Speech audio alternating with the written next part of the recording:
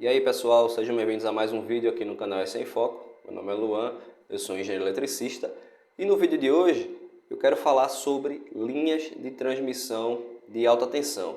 A gente vai sair um pouco das subestações, até porque a gente precisa olhar todo o horizonte em torno das subestações, para o sistema elétrico como um todo, porque para o projetista de subestação, o cara que trabalha de fato com subestação, ele precisa entender um pouco mais além daquele universo, A subestação, ela não se limita apenas ao muro, A subestação ela está interconectada com as linhas de transmissão, com o sistema de geração e com as cargas. Eu já fiz alguns vídeos aí já em 2024 falando do sistema elétrico de potência.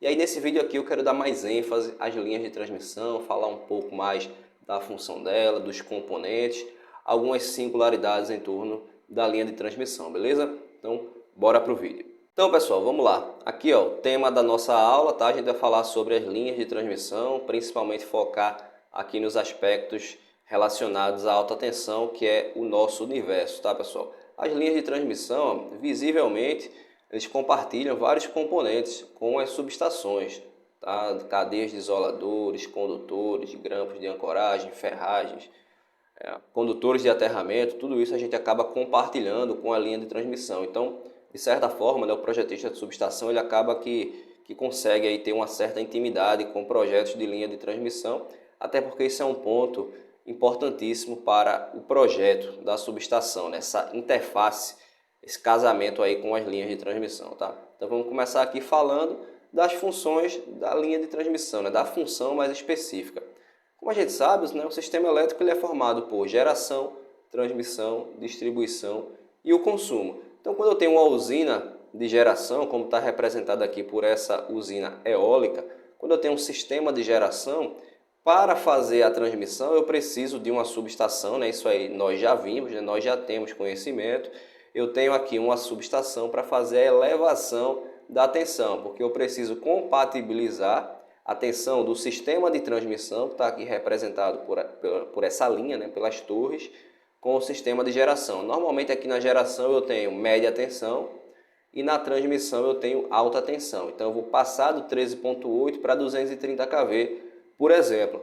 Então as linhas de transmissão elas vão pegar a energia que vão sair dessa subestação através desses transformadores, já em alta tensão, vai passar pelos condutores e vai entregar lá do outro lado, na outra ponta, aqui para a subestação já enxergando o sistema de distribuição.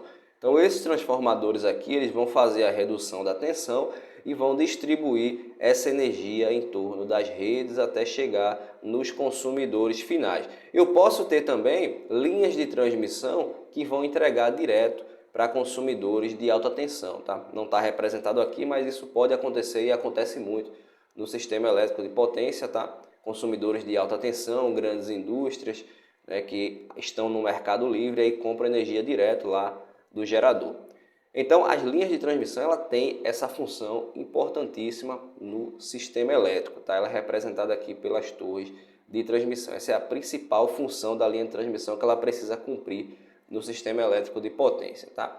A função ela já é bastante conhecida. Eu queria explorar um pouco mais componentes, tipo da linha, um pouco mais aí de funções e aspectos construtivos relacionados à linha de transmissão.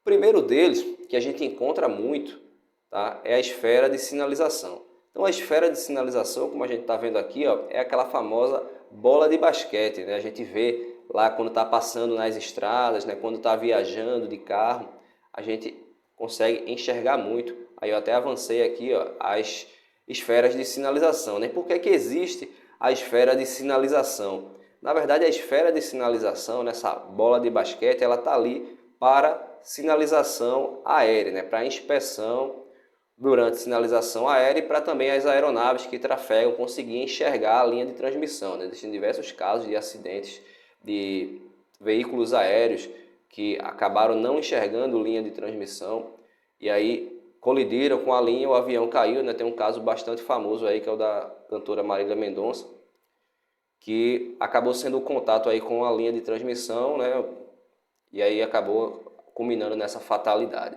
Então a esfera de sinalização ela é de extrema importância, porque ela permite que o piloto, né, a pessoa, né, que está ali comandando o avião consiga enxergar a distância, né, consiga ali na sua rota enxergar as linhas de transmissão e aí evitar possíveis acidentes. Essa esfera de sinalização, ela é normalmente fabricada em fibra de vidro e ela tem cerca de 90 centímetros de diâmetro. Ela também ali tem perto de 7 quilos, normalmente, aí essa esfera, e ela é montada por escalada ou por helicóptero, né? Porque ela fica diretamente no cabo, como a gente está vendo aqui. Ó. O cabo ele passa no meio da esfera. Ela tem uma linha aqui, ó. Essa esfera ela abre em duas partes.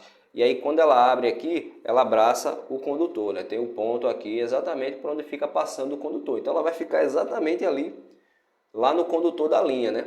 Para que o cara consiga enxergar, porque a gente acha que é fácil enxergar a linha de transmissão, mas em determinados momentos, determinada posição, o cabo, né, até pela cor que ele tem, essa cor do alumínio aqui, ele acaba se escondendo, digamos assim. Então a esfera de sinalização, ela é muito importante para evitar acidentes. Então, ó, aqui está a esfera na linha de transmissão, ó.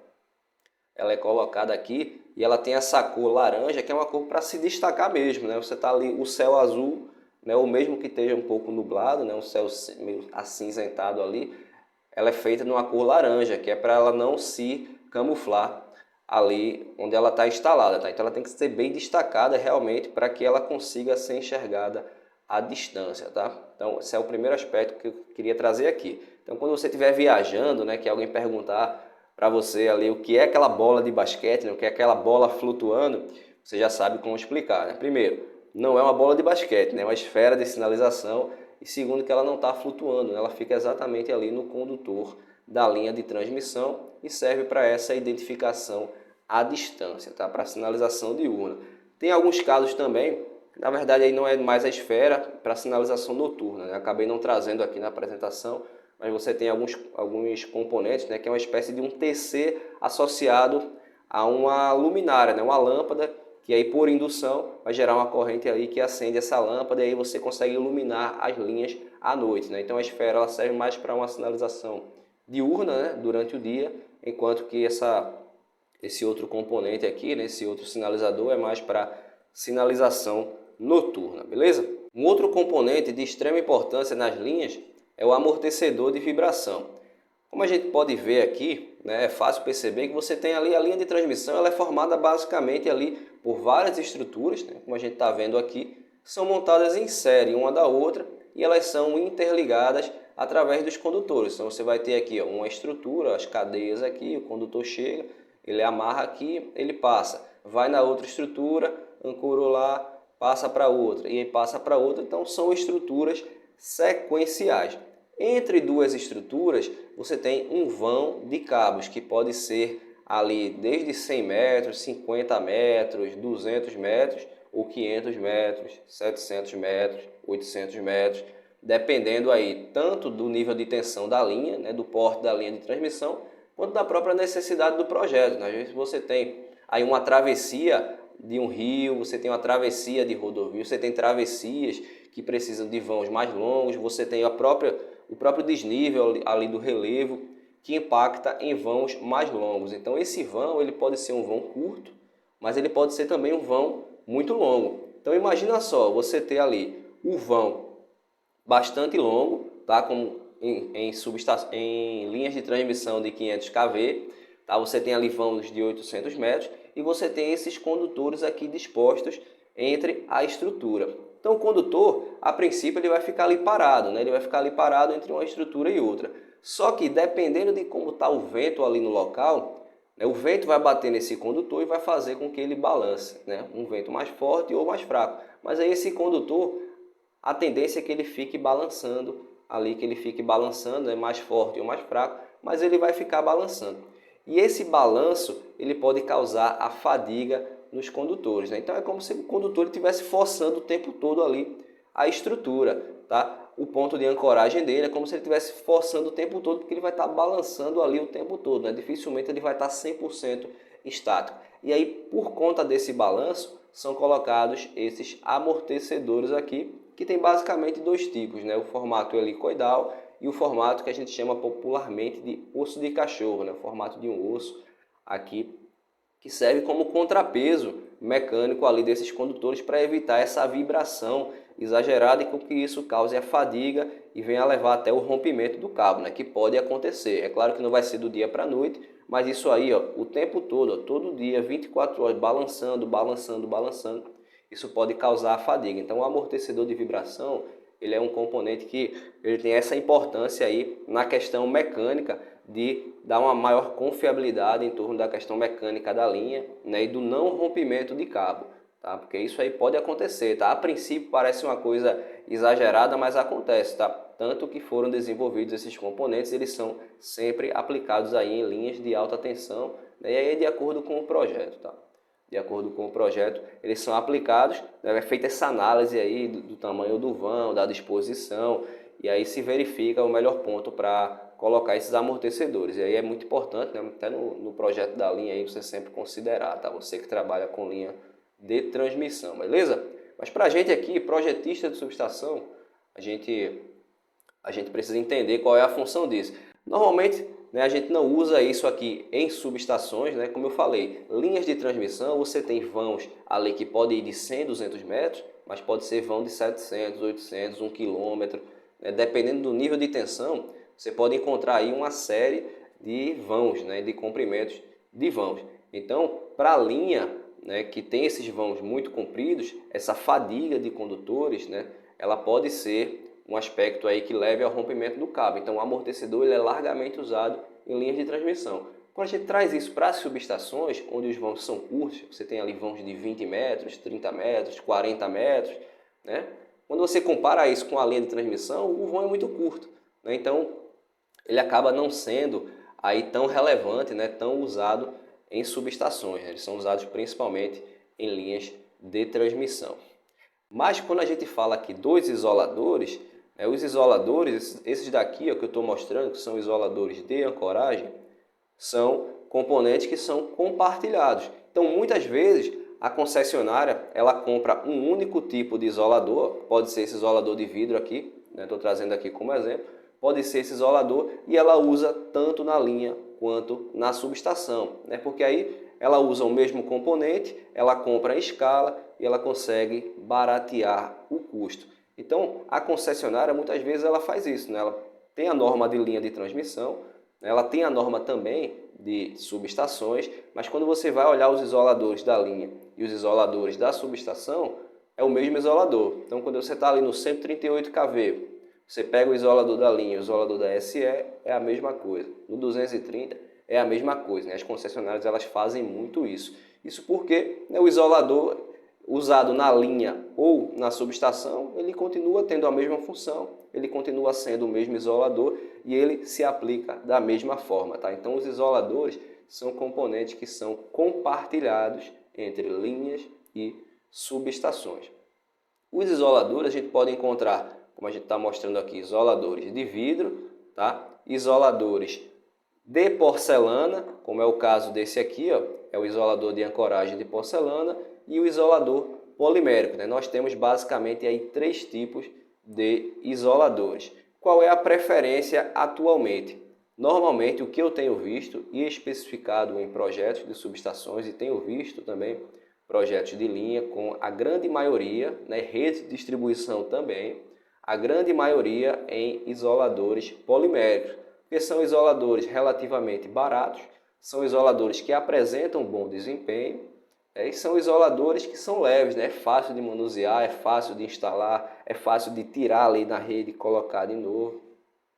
Então os isoladores poliméricos eles têm sido bastante utilizados, mas existem concessionárias que ainda preferem utilizar isoladores de vidro porque acham que eles trazem maior confiabilidade, né?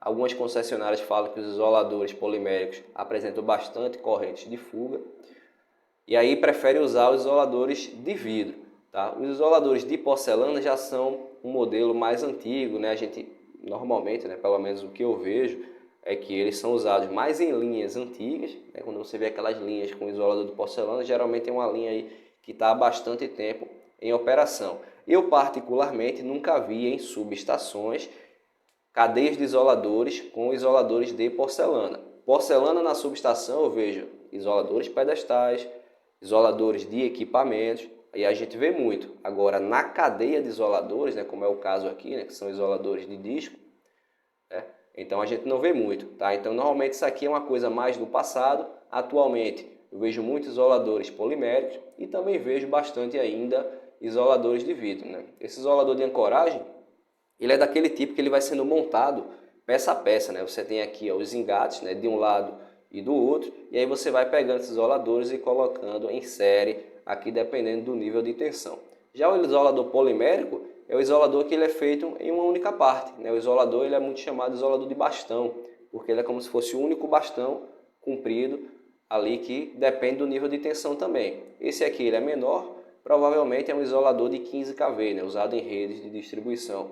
Quando você pega essa mesma peça para 69, ele tem um comprimento maior. Para 138, ele tem um comprimento maior. E para 230 kV, 500 kV, enfim. Quanto maior o nível de tensão, maior é o comprimento do isolador. E um aspecto muito importante em torno dos isoladores é a sua, primeira coisa, distância de escoamento, né, que é essa distância sobre a superfície dos isoladores, né, que faz essa separação entre as partes energizadas, né, entre fase e terra. De um lado você tem o grampo de ancoragem, onde está conectado o condutor da linha, do outro você vai ter, está aqui, ó, do outro você vai ter a fixação na estrutura. Então aqui você tem fase, ó, o condutor está aqui você tem terra, tá? E aí sobre a superfície do isolador você tem a distância de escoamento. Essa distância de escoamento ela fica comprometida quando você tem linhas de transmissão, cadeias de isoladores instaladas em ambientes agressivos. E aí a gente fala aqui de ambientes salinos, né, ambientes com bastante nível de poluição, zonas industriais com alta poluição. Essa sujeira ela se deposita aqui sobre a superfície do isolador. Isso cria uma camada ali superficial que faz aumentar a corrente de fuga. E aí quando essa corrente de fuga ela aumenta demais, isso pode gerar descargas sobre o isolador e pode até tirar a linha de transmissão. Então uma ação muito importante aí para a gerência de manutenção das empresas, né, detentoras de linhas de transmissão e também das indústrias, né, com subestações de alta tensão, é fazer aí a limpeza da cadeia de isoladores, né, a limpeza dos isoladores em geral. Trouxe até um vídeo para a gente dar uma olhada aqui de como é feito a limpeza dos isoladores, tá? Então, pessoal, trouxe esse vídeo aqui para a gente entender um pouco como é que é feito a lavagem. Ó. Nesse caso aqui, nesse caso especificamente, nem sempre é feito dessa forma. Está sendo feito através do helicóptero, mantendo a distância ali para a cadeia dos isoladores. Você tem um grande jato aqui que injeta aí a água, né, sobre os isoladores para tirar. Dá para ver aqui que aqui embaixo está bem escuro.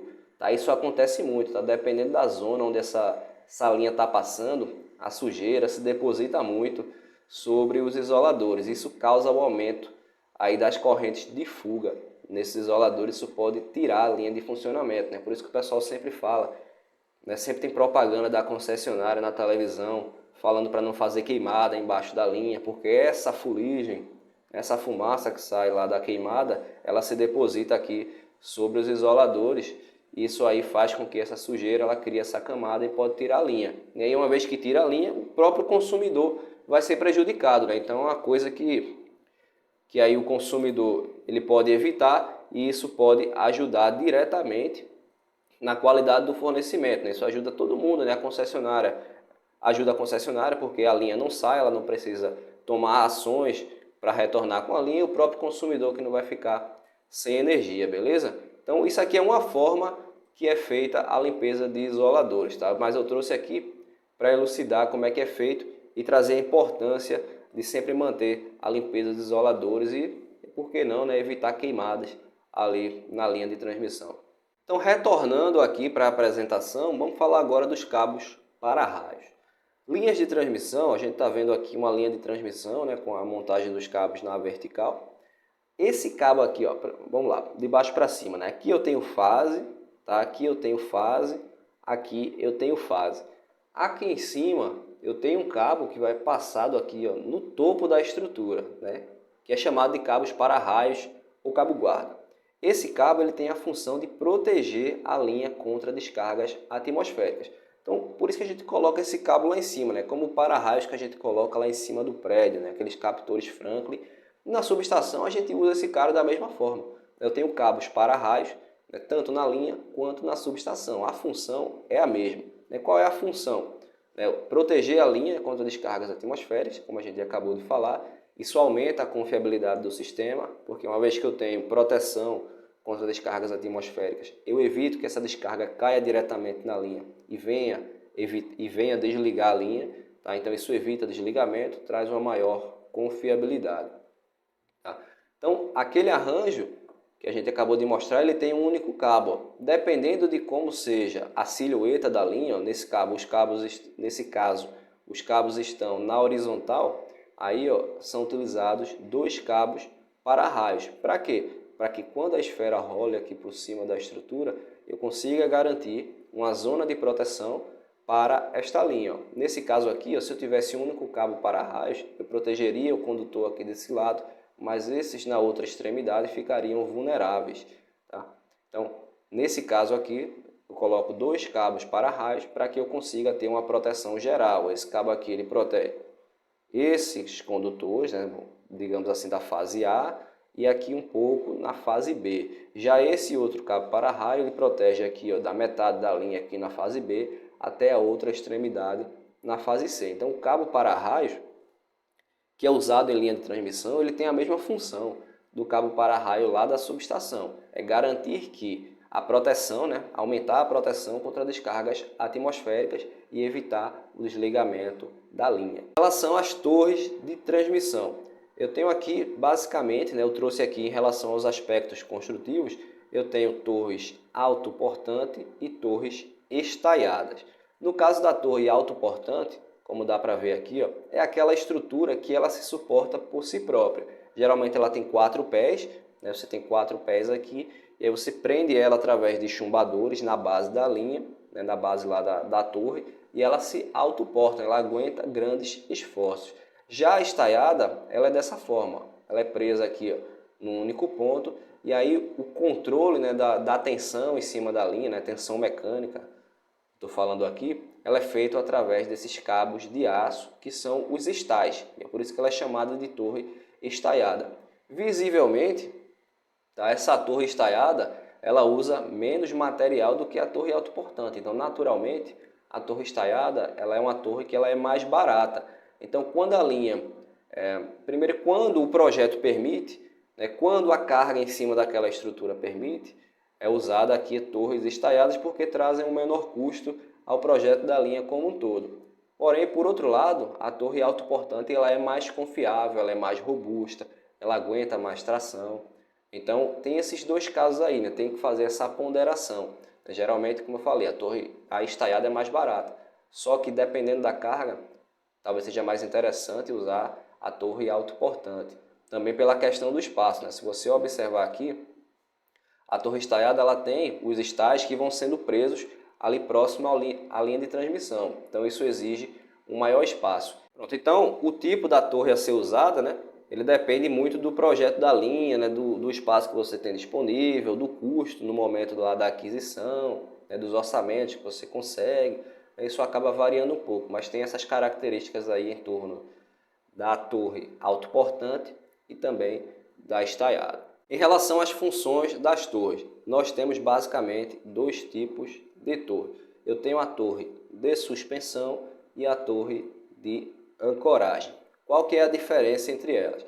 A torre de ancoragem é aquela onde o cabo vem e ele morre aqui na estrutura. Você tem uma cadeia de isoladores de ancoragem, que ela é presa ali na estrutura e o cabo sai através dela para ligar na outra estrutura. Nesse caso aqui, o cabo vem.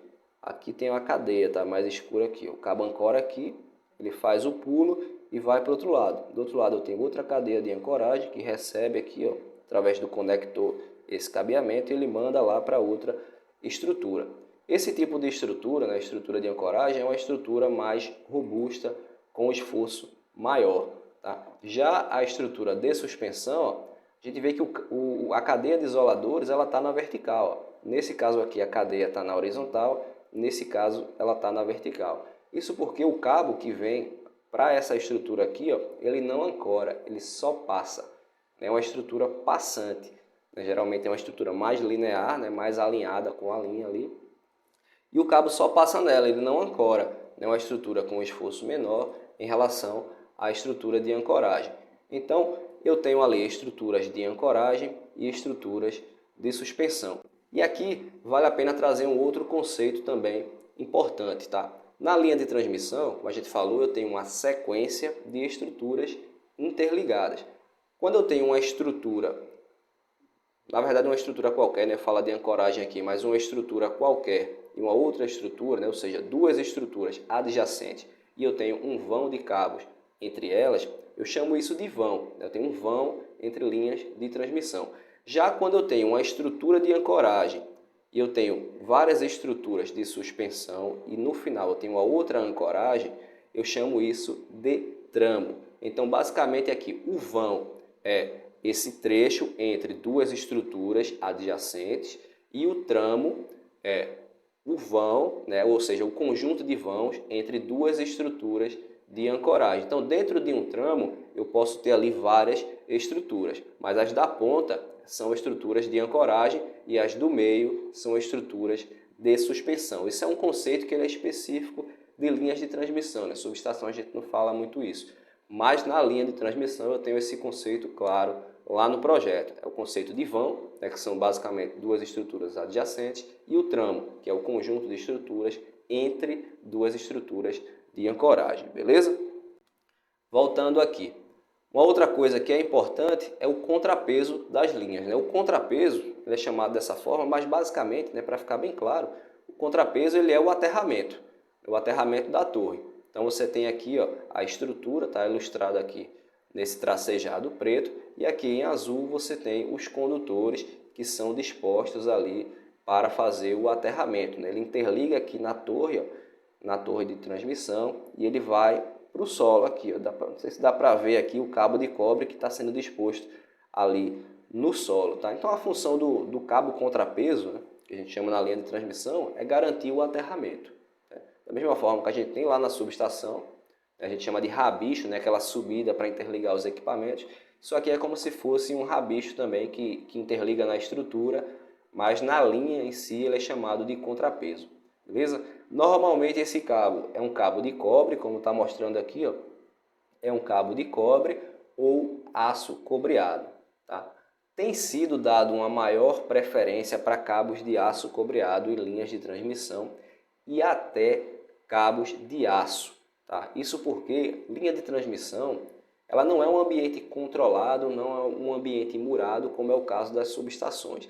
E a gente sabe que mesmo em subestações onde você tem muro, onde você tem câmera, acontece muito furto de cabo de aterramento. Então avalie nas linhas de transmissão que elas estão no meio de um terreno lá, sem proteção alguma, você tem apenas a torre, né, no meio do mato, no meio de, enfim, um determinado terreno. Então qualquer um consegue chegar perto da linha. E aí isso acaba sendo um ponto de furto de cabo, tá? Então para evitar, né, ou pelo menos para tentar diminuir a quantidade de cabo roubado, né, cabo de aterramento em linhas de transmissão, o pessoal tem evitado mais usar o cabo de cobre, né, embora tenha melhor condutividade, e aí está preferindo usar o cabo de aço cobreado, né, que tem uma condutividade boa ainda, né, inferior à do cobre, mas acaba sendo boa, né, e aí ele não tem esse valor comercial que o cobre tem, ou até cabos de aço mesmo, tá? Só aço, interliga na estrutura e joga o aço na terra, que também serve como aterramento, né? Não tem a mesma condutividade, mas vai servir ali, pode servir como condutor de aterramento. Então, isso muito por conta da questão do furto de cabo, tá? Então, contrapeso de linha, ele tem essa dificuldade, né? Já que a linha ela não tem esse ambiente controlado, então isso acaba sendo um ponto de vulnerabilidade nas linhas, e aí infelizmente a gente tem muito caso de furto de cabo. E agora eu quero trazer um outro aspecto aqui que é relacionado tanto às linhas de transmissão de alta tensão quanto às subestações, que é o efeito corona. Isso porque não depende se é uma linha ou uma subestação, né? Depende de outros fatores, né? Principalmente aí em relação ao nível de tensão.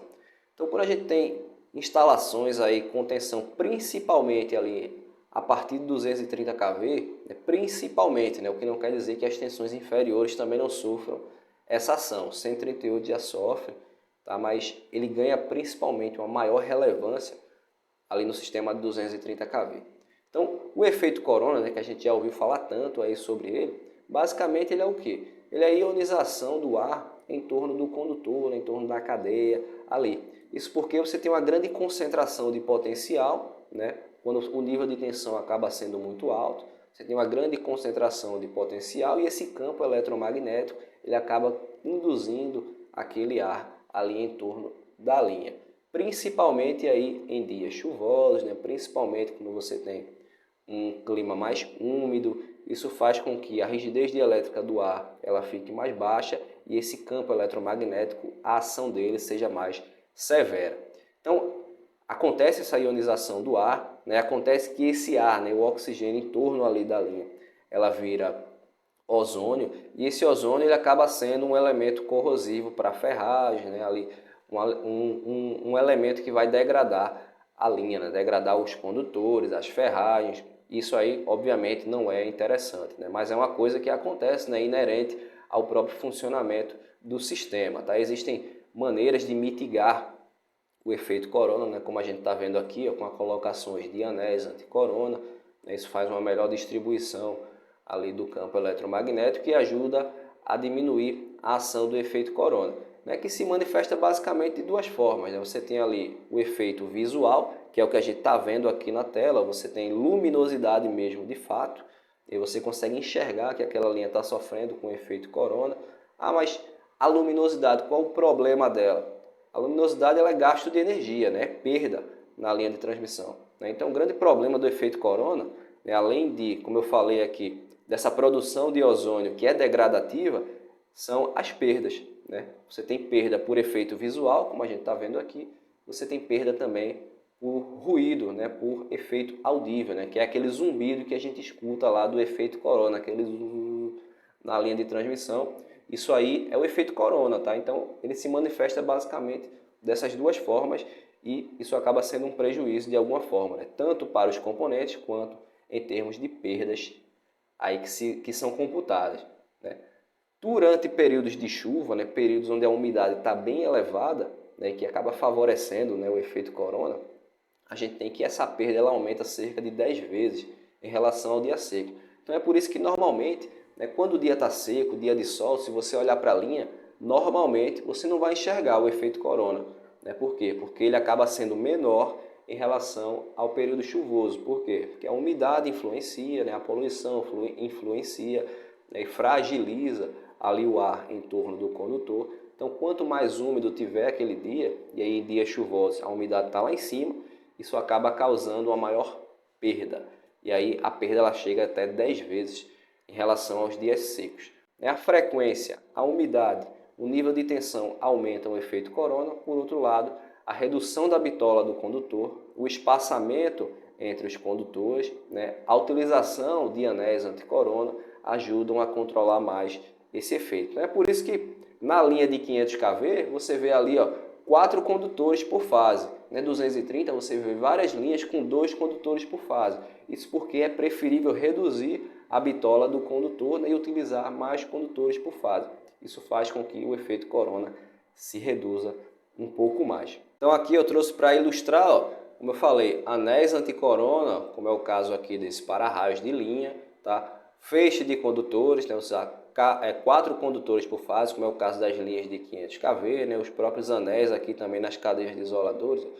Todas essas alternativas aí são meios de controle do efeito corona. Então, quanto maior o nível de tensão, é mais provável que você veja aí nas linhas de transmissão meios como esse, né, para controle do efeito corona, que pode ser, né, um problema. Aí, dependendo, se ele não for controlado, ele pode ser realmente um problema para as linhas e também para as subestações de alta tensão. Então, pessoal, para fechar esse vídeo, eu queria mostrar algo aqui para vocês. Eu não sei se todo mundo sabe, mas a NBR 5422, que é a norma que trata sobre linhas de transmissão de alta tensão, é uma norma que ela durou aí cerca de 40 anos no mercado sem ser revisada, né? Uma norma que era de 84 ou 85.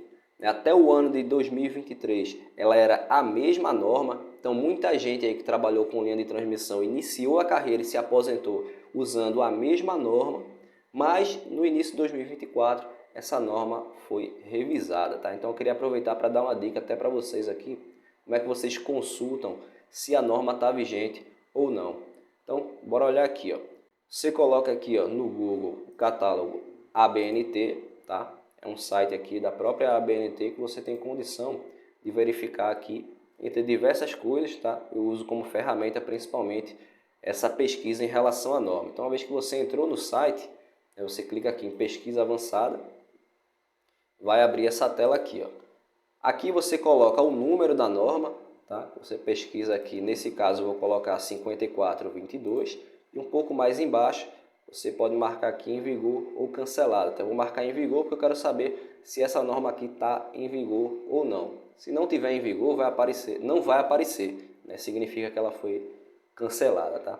Então 5422 marcou aqui em vigor, clica em pesquisar. E aí nessa tela vai aparecer a informação completa dessa norma aqui, ó, a BNT-NBR 5422. Eu vou até clicar aqui que deve abrir um pouco mais as informações em relação a essa norma. Então essa norma aqui, ó, NBR 5422, ó, projetos de linhas aéreas de energia elétrica, critérios técnicos. Ela foi revisada agora em 2024. Ela é de 17 de janeiro de 2024. Aqui está o preço absurdo cobrado pela ABNT, para quem quiser acessar essa norma aqui, né? Infelizmente é feito dessa forma. Mas o que eu queria mostrar para vocês é isso aqui, ó. Primeiro, essa ferramenta para que você consulte as normas, né? Você que trabalha tanto com projeto de linha, subestação, e nesse caso aqui vale para qualquer nicho, né? Você quer consultar se uma norma está vigente ou não, basta você entrar nesse site, catálogo ABNT, e você consegue ver qual é a norma que está valendo, tá? Nesse caso aqui a gente conseguiu ver que essa norma é uma norma aqui, aquela de 84 já não vale mais, né? Aquela que todo mundo conhecia. Agora você precisa conhecer aqui a ABNT NBR 5422 de 2024, beleza? Então, ferramenta aqui mostrada para vocês, norma nova já disponível, né, desde janeiro aqui. E eu queria que você deixasse, ó, aqui embaixo nos comentários se você gostaria de um review em relação a essa norma, se você gostaria de saber das diferenças, as atualizações em relação a essa norma, né, sobre a norma anterior, mas só se você deixar aqui nos comentários. Se tiver bastante aderência, eu vou fazer aqui um comparativo entre as duas normas e mostrar o que é que foi revisado, o que é que se manteve, mas só se tiver bastante aderência, tá? Então, se você realmente quer muito, né, se você quer muito esse assunto, se você quer ver muito sobre isso, tem que deixar aqui embaixo nos comentários, beleza? No mais, caso tenha ficado alguma dúvida em relação ao que foi falado, também, ó, pode deixar aqui nos comentários. Se você não é inscrito no canal, se inscreve no canal, é muito fácil, só clicar aqui embaixo em se inscrever. Também segue a gente no Instagram, tá? A gente posta bastante conteúdo lá também, principalmente relacionado a subestações, mas também a gente fala um pouco sobre linhas de transmissão, a gente fala um pouco de rede, né? Embora o foco seja subestações. Então segue a gente lá no Instagram também, beleza? Eu vou ficando por aqui, um grande abraço a todos e eu vejo você no próximo vídeo.